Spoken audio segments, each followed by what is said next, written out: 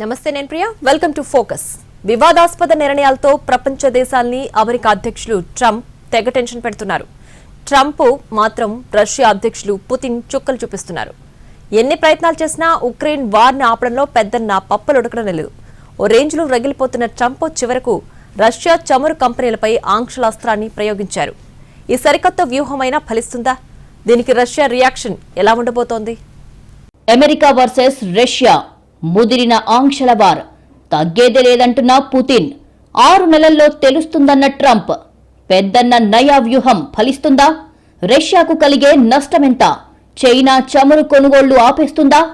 భారత్పై ఆంక్షల ప్రభావం ఎంత? 6 యుద్ధాలు ఆపానని గొప్పలు చెప్పుకుంటున్న అమెరికా అధ్యక్షులు ట్రంప్ రష్యా ఉక్రెయిన్ వార్ ఆపేందుకు ఆపసోపాలు పడుతున్నారు.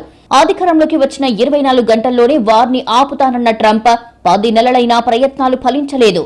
ఆ యుద్ధం అలాగే కొనసాగుతూనే ఉంది. ఆయన ఎంత ప్రయత్నించినా అడుగు ముందుకు పడటం లేదు. ఎన్ని హెచ్చరికలు చేసినా రష్యా డోంట్ కేర్ అంటోంది.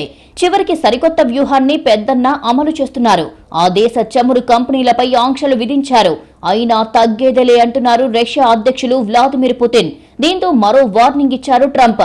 తలతిక్క నిర్ణయాలు, టారిఫ్లతో ప్రపంచానికి ట్రంప్ చుక్కలు చూపిస్తున్నారు.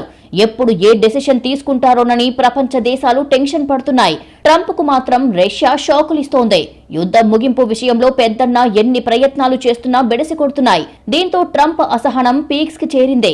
ఇప్పుడిప్పుడే అమెరికా రష్యా మధ్య పెరుగుతున్న సంబంధాల్ని సైతం పట్టించుకోకుండా ఆంక్షల కొరడా జులిపించారు. అయినా పుతిన్ తలొగ్గే ప్రసక్తే లేదంటున్నారు. ఉక్రెయిన్ రష్యా యుద్ధాన్ని తెరదించేందుకు గాను మాస్కోపై ట్రంప్ ఒత్తిడిని తీవ్రతరం చేశారు. ఈ క్రమంలోనే రష్యాకు చెందిన 2 అతిపెద్ద చమురు కంపెనీలు రోస్నెఫ్ట్, లుకోయిల్ పై ఆంక్షలు విధించారు. ట్రంప్ రెండోసారి అధ్యక్ష పదవి చేపట్టిన తర్వాత రష్యాపై ఆంక్షలు విధించడం ఇదే తొలిసారి. EU కూడా ఆ దేశంపై మరిన్ని ఆర్థిక ఆంక్షలు విధించింది. కానీ రష్యా దీన్ని తీవ్రంగా ఖండించింది. ఈ ఆంక్షలు బెడిసి కొడతాయని రష్యా విదేశాంగ శాఖ ప్రతినిధి మరియా జెకోరోవా హెచ్చరించారు. ఈ ఆంక్షలు మాస్కో కన్నా అంతర్జాతీయ ఆర్థిక వ్యవస్థనే ఎక్కువగా దెబ్బతీస్తాయని రష్యా అంటోంది. జాతీయ ప్రయోజనాల విషయంలో రష్యాను రాజీ పడేలా చేయడంలో ఇటువంటి చర్యలు సఫలీకృతం కావని తేల్చి చెప్పింది. ఉక్రెయిన్తో యుద్ధం ముగింపు వ్యవహారం, శాంతి ప్రక్రియపై మాస్కోకు నిబద్ధత లేకపోవడం వల్లే ఈ ఆంక్షలు విధించినట్లు అమెరికా చెబుతోంది. తమ నిర్ణయం ఆ దేశ చమురు రంగంపై ఒత్తిడి పెంచుతుందని, దీనివల్ల రష్యా ఆర్థిక వ్యవస్థపై కూడా ప్రభావం పడుతుందని అంటోంది. ఇవి అపారమైన ఆంక్షలని ట్రంప్ సైతం చెప్పుకొచ్చారు. కానీ ఇవి ఎక్కువ కాలం ఉండవని, ఈలోపు యుద్ధ సమస్య పరిష్కారం అవుతుందని ఆశాభావం వ్యక్తం చేశారాయన. అమెరికా విధించిన కొత్త ఆంక్షలను ఒకవైపు తేలిగ్గా తీసుకుంటూనే మరోవైపు తీవ్రమైన హెచ్చరికలు చేశారు పుతిన్. ఆంక్షలతో తమ ఆర్థిక వ్యవస్థపై పెద్దగా ప్రభావం ఉండదని స్పష్టం చేసిన ఆయన, ఒకవేళ తమపై క్షిపణులతో దాడి చేసే సాహసం చేస్తే మాత్రం ప్రతిస్పందన చాలా తీవ్రంగా ఉంటుందని వార్నింగ్ ఇచ్చారు. ఇది ఒక స్నేహపూర్వక చర్య కాదని, ఇప్పుడిప్పుడే మెరుగుపడుతున్న రష్యా అమెరికా సంబంధాలను దెబ్బతీస్తుందని అభిప్రాయపడ్డారాయన. ఇవన్నీ తమపై ఒత్తిడి తెచ్చేందుకేనని, ఆత్మగౌరవం ఉన్న ఏ దేశమూ ఇలాంటి వాటికి తలగ్గబోదని తెగేసి చెప్పారు పుతిన్. ఇది అమెరికా వినియోగదారులపై కూడా ప్రభావం చూపుతుందని హెచ్చరించారు. ఆంక్షలు విధించినప్పటికీ చర్చలకు తాము ఎప్పుడూ సిద్ధమేనని పుతిన్ సంకేతాలిచ్చారు. వివాదాలు, ఘర్షణల కంటే చర్చలే మేలు, మేమెప్పుడూ చర్చల కొనసాగింపునే కోరుకుంటామని ఆయన స్పష్టం చేశారు. అదే సమయంలో ఉక్రెయిన్ కోరుతున్నట్లు అమెరికా టోమాహాక్ క్షిపణులతో దాడి చేస్తే మాత్రం ప్రతిస్పందన తీవ్రంగా ఉంటుందని వార్నింగ్ ఇచ్చారు పుతిన్. పుతిన్ కామెంట్లపై ట్రంప్ మరోసారి ఫైర్ అయ్యారు. ఆంక్షల ఒత్తిడికి తలొగ్గేది లేదన్న పుతిన్ కు స్ట్రాంగ్ వార్నింగ్ ఇచ్చారు. ఆంక్షల విధింపు స్నేహపూర్వక చర్య కాదని పుతిన్ భావించడం తనకు సంతోషంగా ఉందన్నారు. తమ చర్యల తీవ్రత ఏంటో 6 నెలల్లో వారికి అర్థమవుతుందని చెప్పారు. ఇదంతా ఎలా జరుగుతుందో చూద్దామని కామెంట్స్ చేశారు ట్రంప్. నిజానికి రెండోసారి పగ్గాలందుకున్న ప్రారంభంలో రష్యాతో సత్సంబంధాలు నెరపాలని ట్రంప్ ప్రయత్నించారు. రష్యా ఉక్రెయిన్ యుద్ధాన్ని ముగించేస్తానని పదే పదే ఒకే మాట చెప్పారు. ఈ యుద్ధం ఆగిపోతుందని చాలా మంది భావించారు. ట్రంప్ బాధ్యతలు చేపట్టి ఇప్పటికీ 10 నెలలవుతోంది. కానీ రష్యా ఉక్రెయిన్ యుద్ధాన్ని మాత్రం ఆపలేకపోయారు. 2022 నుంచి రష్యా ఉక్రెయిన్ యుద్ధం కొనసాగుతోంది. దాన్ని తాను ఆపేస్తానంటూ సెల్ఫ్ ఎలివేషన్లు ఇచ్చుకుంటూ వస్తున్నారు ట్రంప్. రెండోసారి అధ్యక్ష పీఠం ఎక్కడానికి ముందే ఆ యుద్ధాన్ని ఆపేస్తానని చెప్పిన ట్రంప్ వచ్చి రాగానే రష్యా అధ్యక్షులు పుతిన్తో ఫోన్లో మాట్లాడారు. యుద్ధం ఆపేయాలని చెప్పారు. పుతిన్ కూడా ఈ ఫోన్ కాల్ పై పాజిటివ్ గా రియాక్ట్ అయ్యారు. ట్రంప్ ప్రతిపాదనకు అంగీకరిస్తున్నామని చెప్పారు. కానీ వ్యవహారం బెడిసికొట్టిందే. ఆ తర్వాత అమెరికాకు సంబంధించి గోల్డెన్ డోమ్ నిర్మాణానికి ట్రంప్ నిర్ణయం తీసుకోవడం ప్రపంచ దేశాలకు నచ్చలేదు. ముఖ్యంగా చైనా, రష్యా ఈ వ్యవహారంపై ఘాటుగా స్పందించాయి. ఈ సంగతి పక్కన పెడితే అసలు ఉక్రెయిన్ యుద్ధాన్ని ఆపడం సైతం రష్యాకు ఇష్టం లేదని తేలిపోయిందే. దీంతో ట్రంప్ మరోసారి తెరపైకి వచ్చారు. రష్యా నిప్పుతో చెలగాటమాడుతోందని హెచ్చరించారు ట్రంప్. ట్రంప్ హెచ్చరికల తర్వాత రష్యా మరింత రెచ్చిపోయింది. ఉక్రెయిన్ సమీపంలో మాస్కో 50,000 మంది సైనికులను మోహరించింది. దీంతో వాతావరణం మరింత వేడెక్కింది. ఇరు దేశాల సరిహద్దుల్లో డ్రోన్లు మోహరించాయి. రాత్రిపూట 13 ప్రాంతాలలో 296 ఉక్రేనియన్ డ్రోన్లను కూల్చివేసినట్లు రష్యా చెప్పింది. మరోవైపు రష్యా కూడా 88 డ్రోన్లు, 5 బాలిస్టిక్ క్షిపణులను తమపై ప్రయోగించిందని ఉక్రెయిన్ తెలిపింది. పశ్చిమ కుర్స్క్ ప్రాంతం నుంచి ఉక్రేనియన్ దళాలను తరిమికొట్టి ఆ తర్వాత ఈశాన్య ఉక్రెయిన్లోని సుమీ ప్రాంతంలోకి రష్యా దళాలు ప్రవేశించాయి. అక్కడి గ్రామాలను ఆక్రమించాయి. ఇలా సాగుతున్న ఈ యుద్ధాన్ని ఎలాగైనా ఆపాలని పట్టువదలని విక్రమార్కుడిలా ప్రయత్నాలు చేస్తూనే ఉన్నారాయన. ఎన్నికలకు ముందు తానిచ్చిన హామీని నెరవేర్చలేకపోతున్నారని ఆ మధ్య అంగీకరించారు ట్రంప్.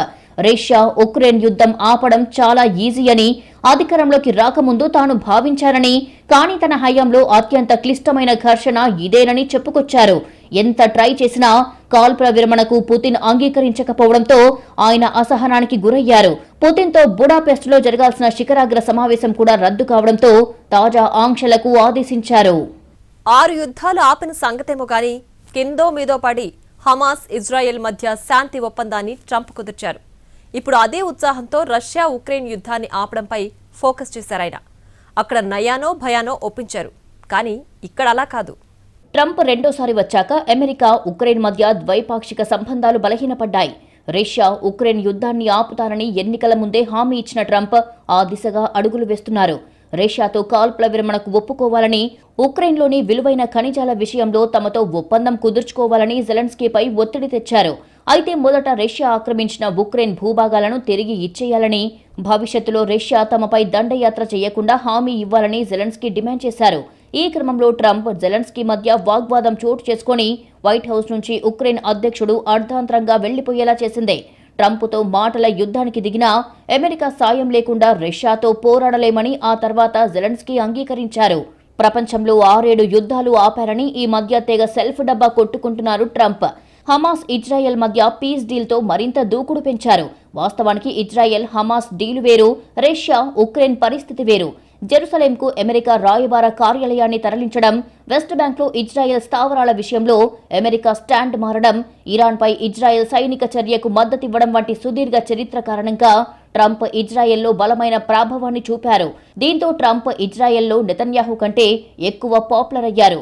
ఒప్పందం కోసం ఒత్తిడి చేయడానికి ఇది ఆయనకు ప్లస్ అయ్యిందే. అరబ్ నేతలతో ట్రంప్కు సన్నిహిత రాజకీయ, వ్యాపార సంబంధాలు కూడా ఉన్నాయి. ఇది చర్చలలో ఆయనకు మరింత బలాన్నిచ్చింది. కానీ ఉక్రెయిన్ యుద్ధం విషయానికి వస్తే ట్రంప్కు చాలా తక్కువ పరపతి ఉంది. ఈ 10 నెలల్లో వేర్వేరు వ్యూహాలను అమలు చేశారు ట్రంప్. కొన్నిసార్లు పుతిన్పై, మరికొన్నిసార్లు జెలెన్స్కీపై ఒత్తిడి తెచ్చారు. ఏదీ వర్కౌట్ కాలేదు. రష్యా చమురు, గ్యాస్పై కొత్త ఆంక్షలు విధిస్తానని బెదిరించారు ట్రంప్. ఉక్రెయిన్కు కొత్త లాంగ్ రేంజ్ ఆయుధాలు ఇస్తారని వాగ్దానం చేశారు. ఆ చర్యలు ప్రపంచ ఆర్థిక వ్యవస్థను దెబ్బతీస్తాయని, యుద్ధం మరింత తీవ్రతరం కావచ్చని ట్రంప్కు తెలుసు. కానీ కొన్ని సందర్భాల్లో ఆయన జెలెన్స్కీని విమర్శించారు. ఆ దేశంతో నిఘా పార్ట్నర్షిప్ను నిలిపివేశారు. ఆయుధ సరఫరాలను ఆలస్యం చేశారు. కానీ ఉక్రెయిన్ ఓటమి ఐరోపాను అస్థిరపరచగలదని యూరోపియన్ మిత్రదేశాలు ఒత్తిడి చేయడంతో మళ్లీ వారితో నిలబడ్డారు ట్రంప్.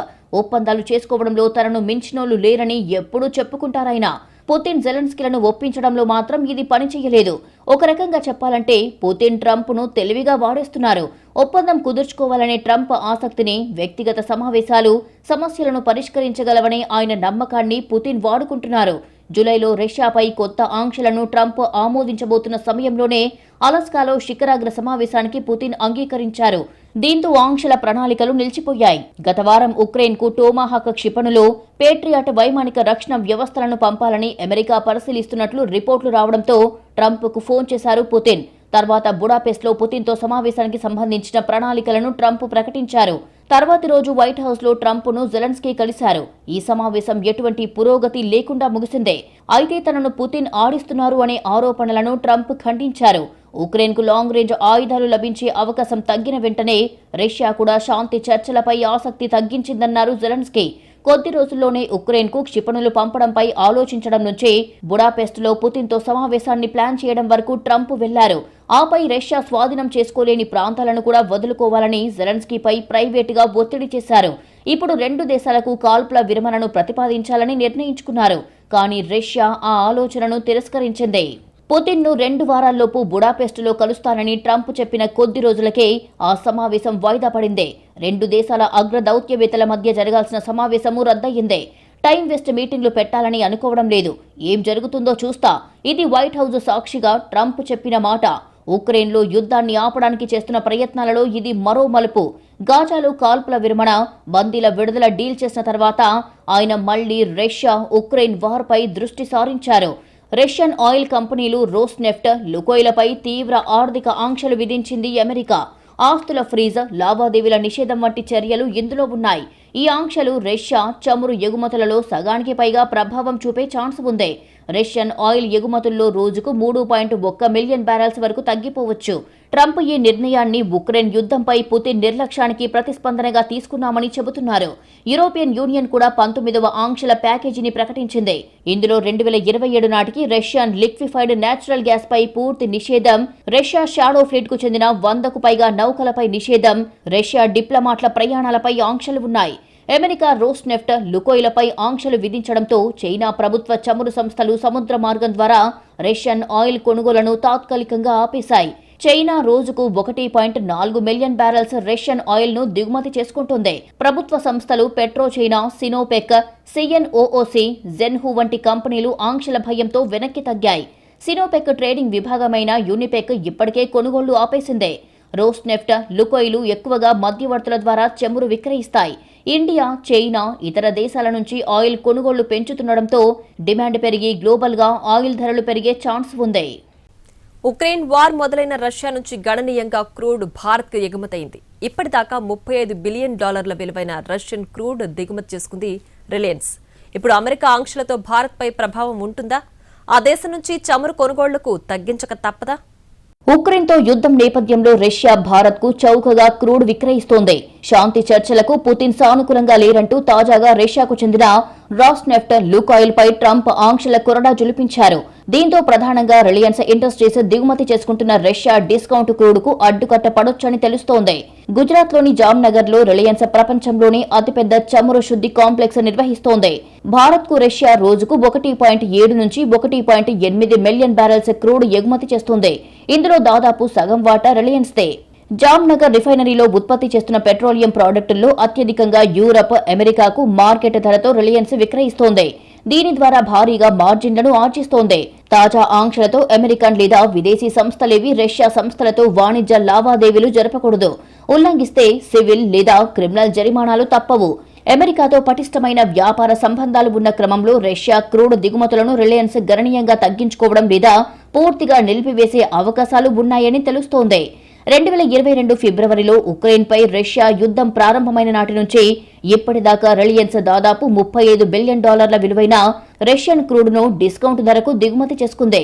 ఉక్రెయిన్ వార్కి ముందు అంటే 2021లో రిలయన్స్ రష్యా నుంచి కొనుగోలు చేసిన క్రూడ్ విలువ కేవలం $85 మిలియన్ మాత్రమే. 25 ఏళ్ల పాటు రోజుకు 5 లక్షల బ్యారెల్స్ వరకు ముడి చమురు దిగుమతి చేసుకునేలా రాస్నెఫ్ట్తో 2024లో ఒప్పందం కుదుర్చుకుంది రిలయన్స్. అమెరికా రాస్నెఫ్ట్, లుకాయిల్ పై విధించిన ఆంక్షలతో వచ్చే నెల 21లోపు ఆయా కంపెనీలతో రిలయన్స్ లావాదేవీలను నిలిపివేయాల్సి ఉంటుంది. డయారా ఎనర్జీకి కూడా మరిన్ని చిక్కులు ఎదురుకాబోతున్నాయి. ఈ కంపెనీలో రాస్నెఫ్ట్కు 49.12% వాటా ఉంది. ఇది పూర్తిగా రష్యా క్రూడ్ దిగుమతులపైనే ఆధారపడి రిఫైనరీ, రిటైల్ కార్యకలాపాలను నిర్వహిస్తోంది. జూలైలో యూరోపియన్ యూనియన్ విధించిన ఆంక్షలతో ఇప్పటికే డయారా ఇబ్బందుల్లో ఉంది. అమెరికా ఆంక్షల ప్రభావం ప్రభుత్వ రంగ రిఫైనరీ సంస్థలపై ఉండకపోవచ్చు.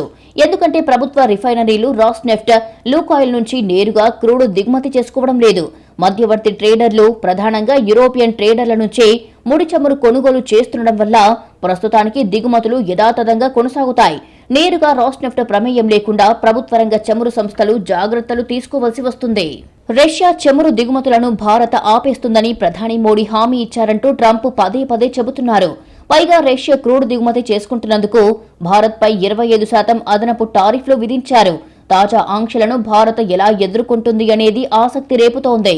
మరోవైపు ట్రంప్ వ్యూహం ఫలిస్తున్నట్టు కనిపిస్తోంది. ఆంక్షలతో రష్యా నుంచి ఆయిల్ కొనుగోళ్లు తగ్గాయి. రష్యా నుంచి వివిధ దేశాలు ఆయిల్ కొనుగోళ్లు తగ్గడంతో నిజమే అనిపిస్తోంది.